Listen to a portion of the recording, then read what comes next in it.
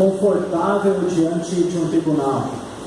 E certamente isso deve ser um momento de muita tensão, onde uma pessoa ela está sendo julgada por algo que cometeu e ali ser punido e arcar com as consequências do seu crime.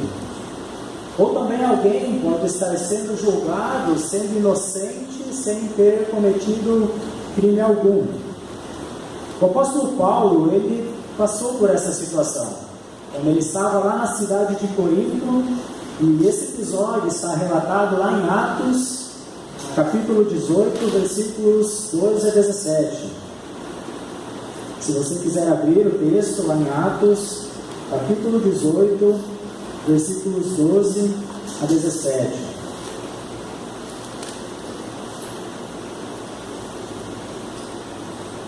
E o texto diz: quando, porém, Galho era procônsul da Gaia, levantaram-se os judeus concordemente contra Paulo e o levaram ao tribunal, dizendo: este persuade os homens a adorar a Deus por modo contrário à lei. Ia Paulo falar quando Galho declarou aos judeus: se fosse com efeito alguma injustiça ou crime da maior gravidade, ó judeus, de razão seria atender-vos. Mas se é questão de palavra, de nomes e da vossa lei, tratai disso vós mesmos. Eu não quero ser juiz dessas coisas. E os expulsou do tribunal.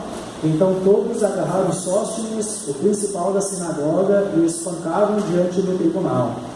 Galho, todavia, não se incomodava com essas coisas. Diante de Deus, Paulo ele era inocente.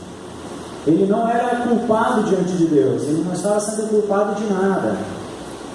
Ele estava sendo julgado pelos homens, sendo inocente diante de Deus. E todos saíram daquele tribunal sem ter dado em nada aquela situação. O apóstolo Paulo ele não foi julgado, e seus acusadores saíram frustrados de lá, e o juiz ele mostrou indiferença. Agora imagine quantos réus gostariam de sair de seus julgamentos ou dos tribunais ilesos. Quantos réus sendo julgados, sendo culpados ali, gostariam de sair ilesos dos tribunais? Só que no tribunal de Cristo isso não vai acontecer.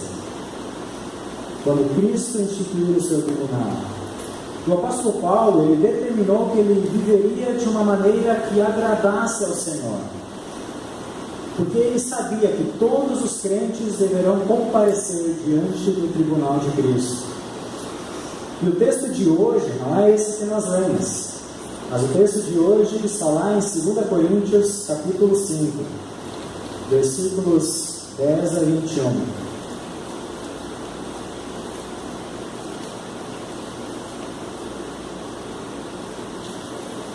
Segunda Coríntios, capítulo 5, versículos 10 a 21. É um texto meio longo. E diz o seguinte, lá no versículo 10: porque importa que todos nós compareçamos perante o tribunal de Cristo, para que cada um receba segundo o bem ou o mal que tiver feito por meio do corpo. E assim, conhecendo o temor do Senhor, persuadimos os homens e somos cabalmente conhecidos por Deus, e espero que também a vossa consciência nos reconheça. Não nos recomendamos novamente a vós outros, pelo contrário, damos-vos ensejo de vos gloriardes por nossa causa, para que tenhais o que responder aos que se gloriam na aparência e não no coração. Porque se enlouquecemos é para Deus, e se conservamos o juízo, é para vós outros. Pois o amor de Cristo nos constrange, julgando nós isso. Um morreu por todos, logo todos morreram. E ele morreu por todos, para que os que vivem não vivam mais para si mesmos, mas para aquele que por eles morreu e ressuscitou. Assim que nós, daqui por diante, a ninguém conhecemos segundo a carne. E se antes conhecemos Cristo segundo a carne, já agora não o conhecemos deste modo. E assim, se alguém está em Cristo, é nova criatura. As coisas antigas já passaram, eis que se fizeram novas. Ora, tudo provém de Deus, que nos reconciliou consigo mesmo por meio de Cristo e nos deu o ministério da reconciliação. A saber, que Deus estava em Cristo reconciliando consigo o mundo, não imputando aos homens as suas transgressões, e nos confiou a palavra da reconciliação. De sorte que somos embaixadores em nome de Cristo, como se Deus exortasse por nosso intermédio. Em nome de Cristo, pois, rogamos que vos reconcilieis com Deus. Aquele que não conheceu o pecado, ele o fez pecado por nós, para que nele fôssemos feitos justiça de Deus. Esse episódio relatado lá em Atos, que acabamos de ler, ele certamente foi um gancho que Paulo usou para estar agora falando aqui para o povo de Corinto. E lá diz que Paulo ele foi levado perante o Bema, palavra grega para tribunal. Ele foi levado diante do tribunal em Corinto. E Paulo usa esse gancho daquele episódio que ocorreu naquela época para agora estar dizendo à igreja de Corinto: eu fui levado a julgamento por um tribunal humano aqui nessa cidade. Eu fui levado injustamente por pregar a Cristo. E agora vocês estão me julgando, não reconhecendo o meu ministério. Mas vai chegar o dia em que todos nós vamos comparecer perante o tribunal de Cristo.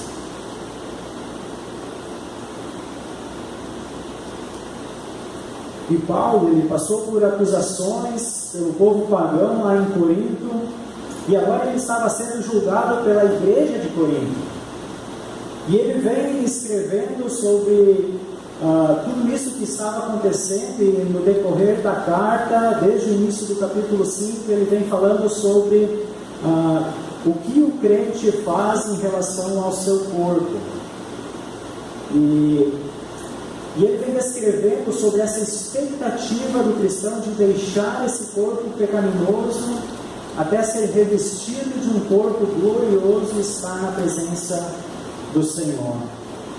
E Paulo faz isso desde o começo do capítulo 5. Olha ali o que diz: sabemos que se a nossa casa terrestre deste tabernáculo se desfizer, temos da parte de Deus um edifício, casa não feita por mãos, eterna nos céus. E por isso, neste tabernáculo gememos, aspirando por sermos revestidos da nossa habitação celestial.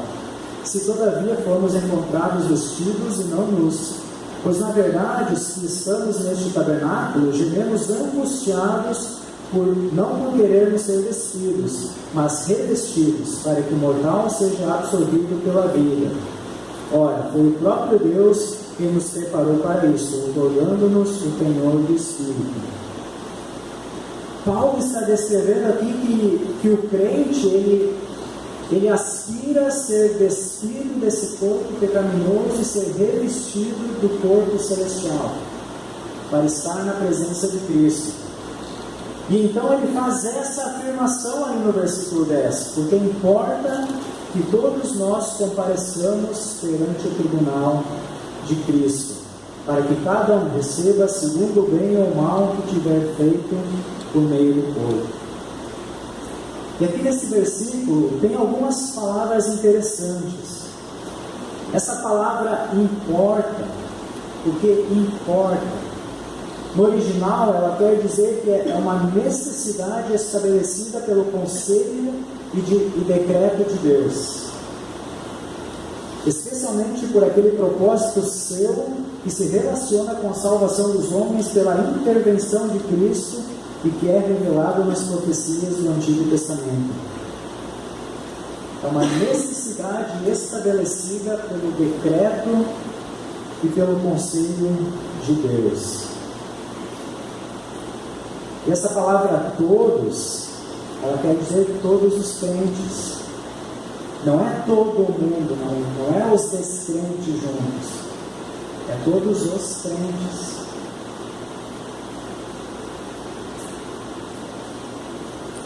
E talvez a palavra mais interessante aqui é a palavra compareçamos. A palavra grega phanerol. Essa palavra ela significa tornar manifesto ou visível ou conhecido o que estava escondido ou é desconhecido. Ou seja, manifestar, trazer revelação, revelar aquilo que estava escondido, seja por palavras ou ações ou de qualquer outro modo. Em outras palavras, o texto está dizendo aqui que é necessário, pelo decreto eterno de Deus, que todos os crentes sejam manifestos diante de Deus como eles realmente são, para receberem a recompensa por suas obras. Agora, o que será que daria mais medo para um crente? Ser levado a um tribunal humano e ser julgado injustamente? Ou estar perante o tribunal de Cristo, sabendo que ali toda a sua vida é manifesta diante de Deus e que a gente vai ser julgado com justiça e retidão pelo próprio Senhor, conforme a justiça dele. E esse é o plano de fundo da mensagem que vem a seguir, e talvez aqui é o centro da mensagem dessa carta de Paulo aos Coríntios.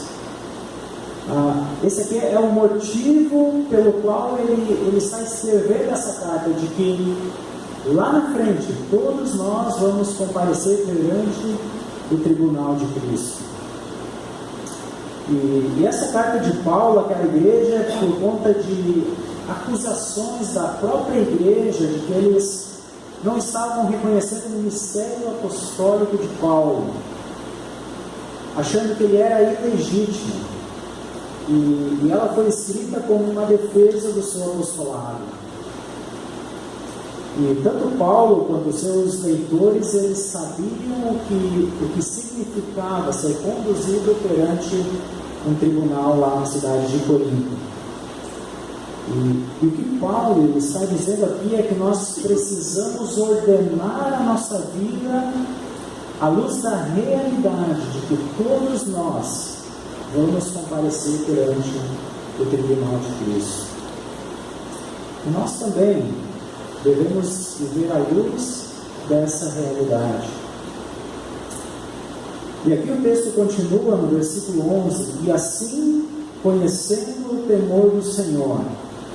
Essa palavra assim, ela quer dizer que aquilo que Paulo vai dizer a seguir, ela está intimamente relacionada com aquilo que ele acabou de falar. Então, se nós vamos comparecer diante do tribunal de Cristo, nós devemos prestar atenção naquilo que o apóstolo vai dizer agora. E assim, conhecendo o temor do Senhor, persuadimos os homens e somos cabalmente conhecidos por Deus. E espero que também a vossa consciência nos reconheça. Não nos recomendamos novamente a vós outros, pelo contrário, damos-vos ensejo de vos gloriardes por nossa causa, para que tenhais o que responder aos que se gloriam na aparência e não no coração. Porque se enlouquecemos é para Deus, e se conservamos o juízo é para vós outros.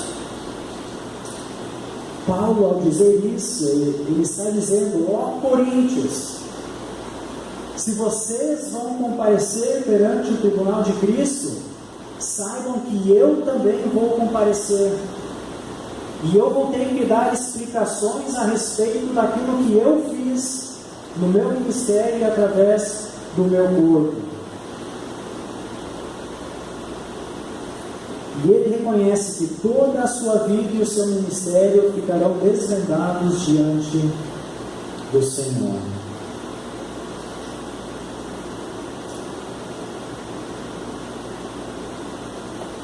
E Paulo, ele está dizendo à igreja de Corinto que eles podem ficar tranquilos e reconhecerem ele como um apóstolo enviado por Deus, porque ele mesmo terá que prestar contas diante do Senhor. E se Paulo antes ele estava olhando para o futuro, para aquilo que vai acontecer lá na frente, De agora em diante, ele passa também a olhar para o passado, por aquilo que Cristo fez. E ele dá aqui o motivo pelo qual ele realiza o seu ministério, os versículos 14 a 17. Pois o amor de Cristo nos constrange, julgando nós isso: um morreu por todos, logo todos morreram. E ele morreu por todos, para que os que vivem não vivam mais para si mesmos, mas para aquele que por eles morreu e ressuscitou. Assim que nós, daqui por diante, a ninguém conhecemos segundo a carne.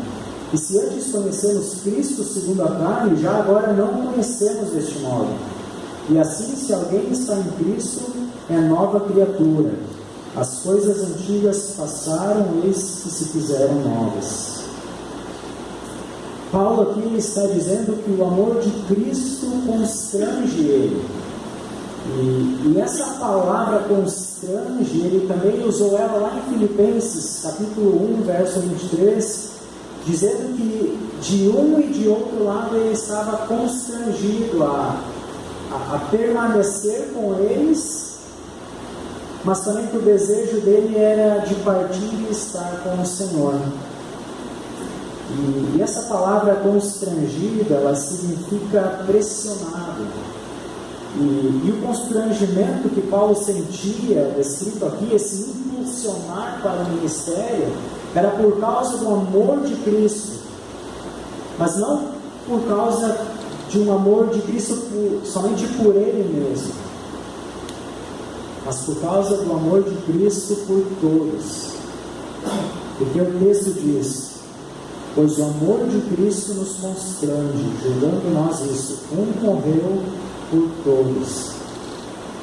Ele não disse porque ele morreu por mim, porque um morreu por todos. Isso impulsionava Paulo para o ministério. E esse amor que Cristo sentia por todos, ele sabia que ele fazia parte desse amor de Cristo. E Paulo, ele olhou para a igreja e para o grande amor que Cristo teve pela igreja. Paulo sabia que Cristo, ele amou a igreja de tal maneira que se entregou. E Paulo também, da mesma forma, ele, olhando esse amor que Cristo teve pela igreja, ele se vê agora constrangido, pressionado a viver para Cristo. E ele diz no versículo 15: e ele morreu por todos, para que os que vivem não vivam mais para si mesmos, mas para aquele que por eles morreu e ressuscitou. Paulo aqui está dizendo que de agora em diante ele quer viver para Cristo, por aquele que morreu por ele. E consequentemente ele está dizendo para a igreja de Corinto: vocês também devem viver para aquele que morreu no lugar de vocês, para aquele que entregou a vida em favor de vocês. E reconheçam que eu não vivo para mim mesmo, mas que eu vivo para Cristo. E a possibilidade de que os que foram beneficiados pela morte e ressurreição de Cristo voltem a viver para si mesmos está sempre presente. E muitos daquelas pessoas que conviveram até mesmo com o apóstolo, isso é uma realidade que houve na vida delas.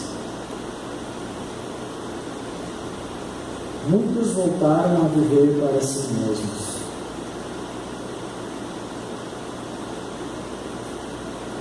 O versículo 16 e 17: assim que nós daqui por diante a ninguém conhecemos segundo a carne. E se antes conhecemos Cristo segundo a carne, já agora não o conhecemos deste modo.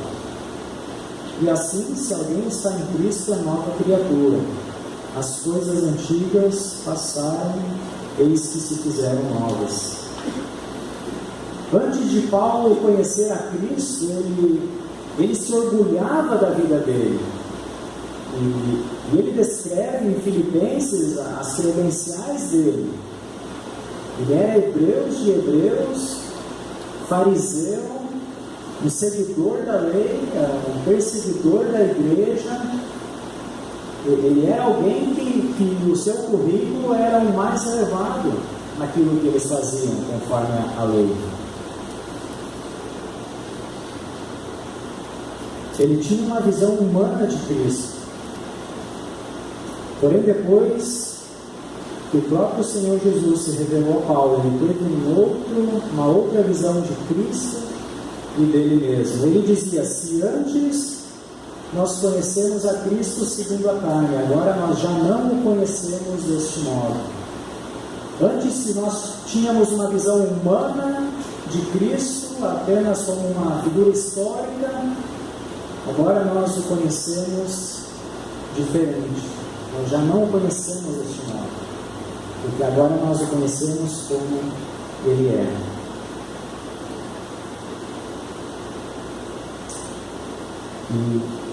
E algo grandioso do significado de Cristo ficou expresso nessa passagem do versículo 17. E assim, se alguém está em Cristo, é nova criatura. As coisas antigas já passaram, eis que se fizeram novas.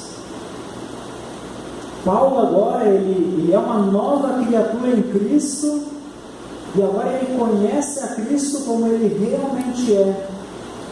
E o seu modo de viver não é mais para ele mesmo, mas sim agora ele vive para Cristo. O viver dele é para Cristo, e isso culminará na renovação de todo o ser dele. E Paulo agora ele era uma nova criatura. As coisas antigas tinham passado e agora ele vivia para agradar o seu Senhor. E ele disse isso para que os crentes da igreja de Corinto também vivessem para Cristo.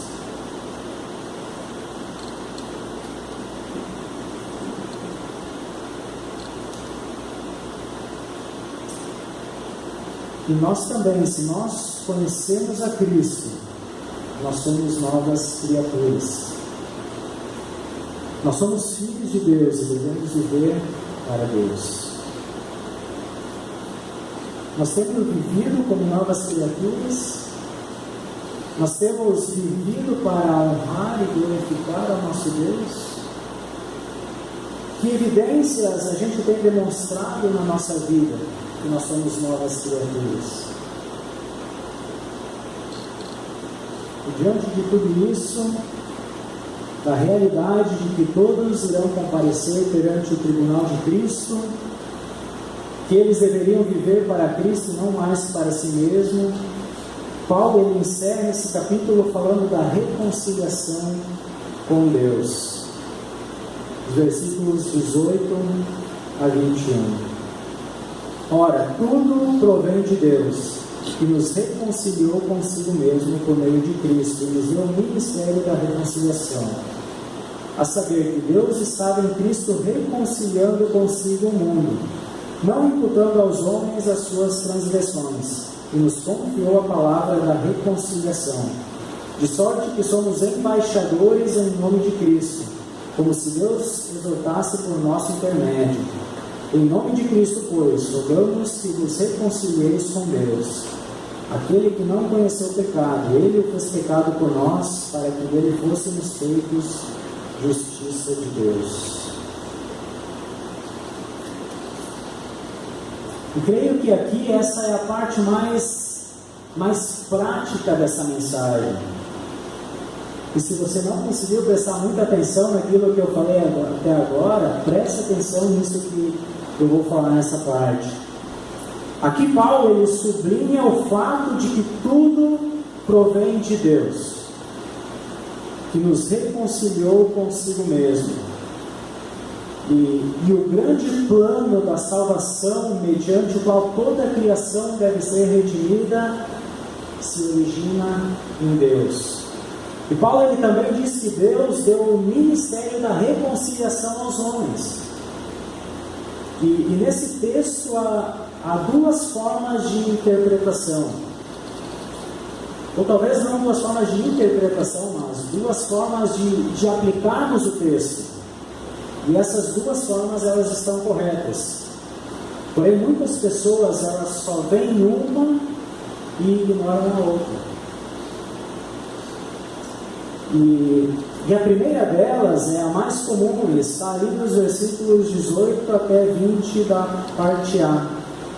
Ora, tudo provém de Deus, que nos reconciliou consigo mesmo, por meio de Cristo, e nos deu o ministério da reconciliação, a saber que Deus estava em Cristo reconciliando consigo o mundo, não imputando aos homens as suas transgressões, e nos confiou a palavra da reconciliação. De sorte que somos embaixadores em nome de Cristo, como se Deus exortasse por nosso intermédio. No versículo 19, Paulo diz que Deus ele estava em Cristo reconciliando consigo o mundo. O mundo ele está separado de Deus.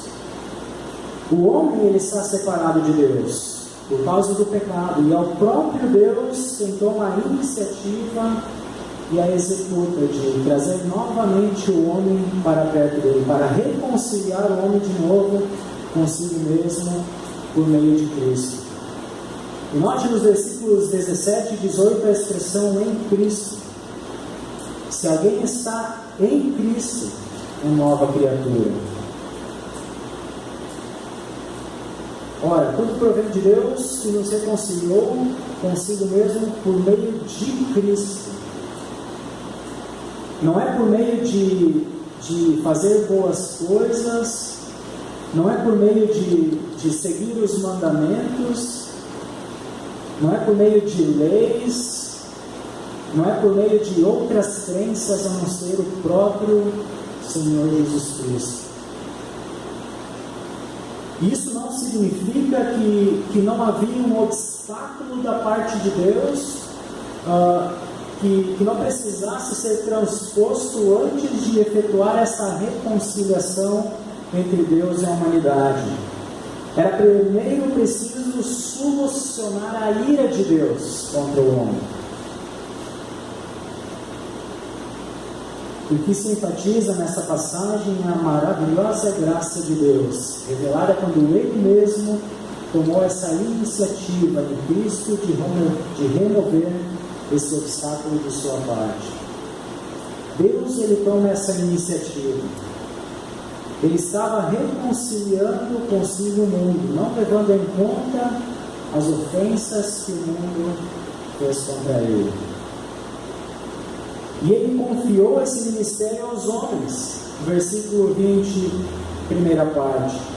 De sorte que somos embaixadores em nome de Cristo, como se Deus exortasse por nosso intermédio. Deus ele confiou essa palavra de reconciliação aos homens. E aqui Paulo diz que nós somos embaixadores em nome de Cristo. Eu pesquisei um pouco o que é um embaixador, o que faz um embaixador.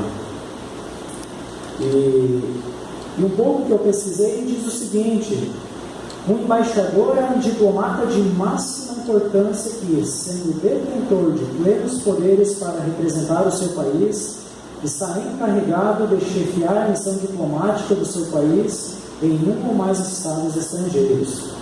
Para o diplomata conseguir alcançar o cargo de embaixador, deverá ser capaz de distinguir-se sobre os demais, sobretudo na sua capacidade de estabelecer relações externas. Uma linguagem mais humana não é para qualquer um. O embaixador ele tem que ser o mais alto. Aqui diz que é um diplomata de máxima importância e ele se distingue dos demais. E é a posição com mais alto e elevado grau que alguém pode alcançar num país estrangeiro. Se você está num país estrangeiro e quer ter uma função importante, seja um embaixador. Agora, Se tem muitos estudantes preocupados com carreira ou por efetivação dos seus empregos, ou por não ter passado em concursos, pense, você é um embaixador de Cristo. Você tem a mais alta posição aqui nesse mundo. Porque aqui é como se fosse um lugar estrangeiro comparado ao reino de Cristo. E aqui diz que é a posição do mais alto e elevado grau que alguém pode alcançar num país estrangeiro. E ele também é um representante daquele que o enviou. Imagina você ser enviado pelo próprio Cristo. Você ser um representante de Cristo. E Paulo, na qualidade de embaixador, ele estava representando Deus como se o próprio Deus estivesse falando por intermédio do apóstolo. E a reconciliação é o alvo. E é da reconciliação que se origina a vida eterna. E essa é a promessa mais significante, mais elevada e mais duradoura que qualquer soberano desse mundo poderia apresentar àqueles a quem envia um embaixador. Imagina você sendo um embaixador, Deus confiando a você a palavra de reconciliação, você representando Deus, e essa palavra ela revela a Cristo, proporcionando a vida eterna para aqueles que creem nele. E essa é a promessa mais significante, mais elevada e mais duradoura que pode ter. E Paulo aqui ele diz, nós somos embaixadores em nome de Cristo, no verso 20. E Paulo ele diz que todo cristão, sabendo que um dia vai estar diante do tribunal de Cristo, por causa do grande amor de Cristo, e já sendo uma nova criatura, já reconciliada com Deus, deve ser um embaixador enviado ao mundo para levar a mensagem da reconciliação. E Deus, ele tirou os pecadores do mais profundo do pecado, os colocou na mais alta posição. Deus, ele tira o pecador do mais profundo do seu pecado, seja qual for, e Deus agora diz, você é um embaixador enviado por mim. Pensa na sua vida. Antes de conhecer a Cristo, você vivia alienado de Deus, você não conhecia Deus, você tinha a culpa do pecado, e agora Deus ele te remove da culpa do pecado, não que você deixe de ser um pecador, mas agora você é um embaixador enviado por Ele, tendo a maior mensagem que qualquer pessoa pode receber, de ser reconciliado com o Deus do universo. Que privilégio nosso! E que mensagem grandiosa nós temos para o mundo. E você já se reconciliou com Deus? Você já se arrependeu dos seus pecados? E se você já é uma pessoa reconciliada com Deus, você tem cumprido a missão de embaixador que Deus confiou a você? Deus, por meio de Cristo, nos transforma de pecadores e embaixadores. Deus, por meio de Cristo, nos transforma de pecadores em embaixadores. E por último, vamos ver a outra interpretação que muitas vezes ela é ignorada, mas que é tanto válida como essa nesse texto. E ali no versículo 20 diz: de sorte que somos embaixadores em nome de Cristo, como se Deus rogasse por nosso intermédio. E aqui vem a segunda parte: em nome de Cristo, pois, rogamos que vos reconcilieis com Deus. Essa carta, Paulo estava escrevendo para a igreja de Corinto. E eles já eram crentes reconciliados com Deus. Então, por que motivo, por qual razão, então Paulo aqui estava dizendo que eles deveriam se reconciliar com Deus?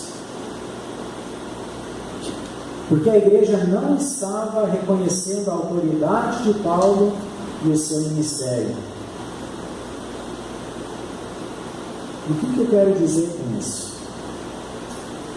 Assim como Paulo, ele era uma autoridade enviada por Deus àquela igreja de Corinto.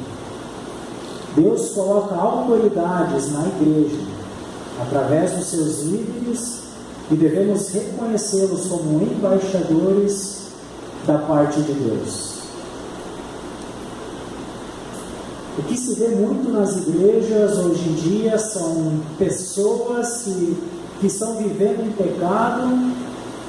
Os líderes vão atrás, vão conversar com elas e elas meio que dizem: ninguém tem nada a ver com a minha vida. Eu vivo da maneira que eu quero. O que eu faço é problema meu. E nós não devemos olhar para os nossos líderes e ver quem eles são, mas sim quem eles estão representando, quem eles representam. E nós devemos nos colocar debaixo da autoridade dos nossos líderes, como se fosse o próprio Deus, o próprio Cristo que estivesse diante de nós.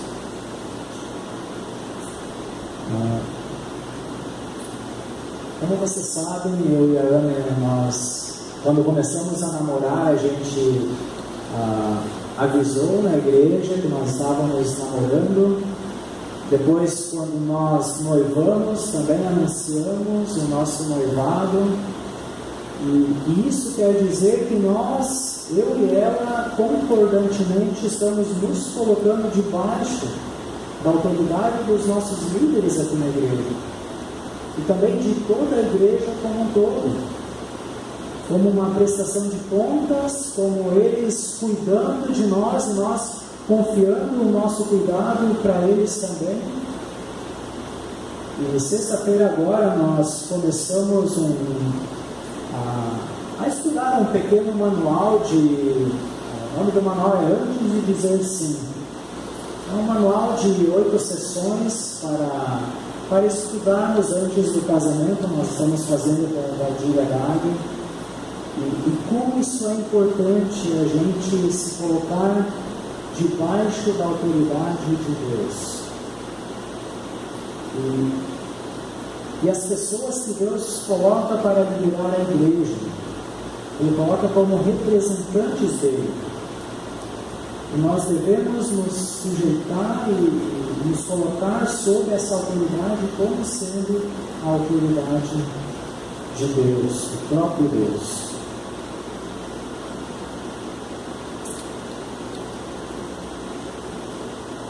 E quando eles estão aqui na frente falando, ou procuram alguém para falar em particular, nós devemos reconhecer que eles estão representando a Cristo. Eles estão sendo embaixadores. E assim como Paulo estava dizendo para a igreja de Corinto que eles deveriam se reconciliar com Deus, não porque eles não eram crentes, mas porque eles não estavam se colocando debaixo da autoridade de Paulo, sendo um embaixador enviado por Cristo. Da mesma forma, nós devemos nos colocar debaixo da autoridade da liderança que Deus colocou na igreja, que o representa. E sabe por quê? Porque um dia nós estaremos diante do tribunal de Cristo.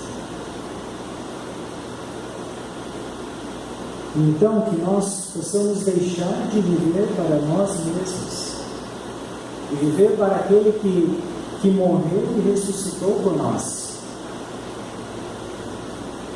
Vivendo a vida como novas criaturas em Cristo, deixando as coisas velhas, as coisas antigas que já se passaram.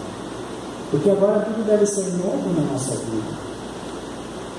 E realizando a obra dele como seus embaixadores. E Deus, por meio de Cristo, Ele nos transforma de pecadores em embaixadores. Se você ainda não é alguém reconciliado com Deus, busque essa reconciliação. E você que já é um reconciliado, cumpra a sua missão como um embaixador de Cristo, levando a palavra da reconciliação àqueles que estão afastados de Deus. Lembre-se, você tem a mais alta posição que alguém pode ter nesse mundo.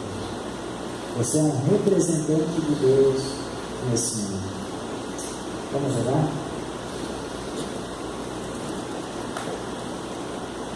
Senhor, como é maravilhoso a gente pensar que o Senhor nos tirou de um lugar tão baixo e separado de Ti, ó Deus, e nos colocou numa posição tão elevada que é sermos os Teus representantes nesse mundo.